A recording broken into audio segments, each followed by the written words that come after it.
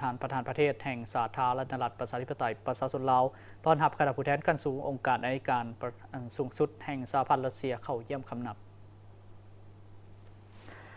ตอนเช้าของมื้อนี้ที่สำนักงานประธานประเทศท่านธงรุนศรีสุริตประธานประเทศแห่งสปป.ลาวต้อนรับการเข้าเยี่ยมคำนับของท่านอีกอร์ กลาสโนฟหัวหน้าองค์การอัยการสูงสุดแห่งสหพันธ์รัสเซียพร้อมด้วยคณะโอกาสเดินทางมาเยี่ยมยามและเฮ็ดเวียกอยู่สปป.ลาวในระหว่างวันที่27-29 พฤษภาคม 2025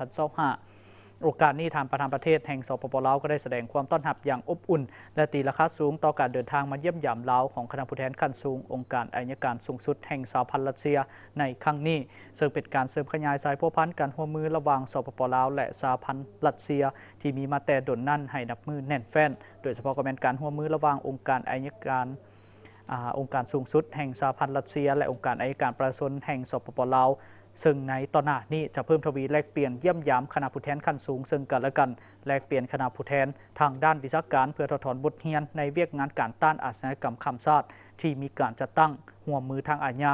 ส่งผู้ให้ข้ามแดนและเวียกงานอื่นๆโดยผ่านรูปแบบการฝึกอบรมสัมมนาในหัวข้อโดยเฉพาะการฝึกอบรม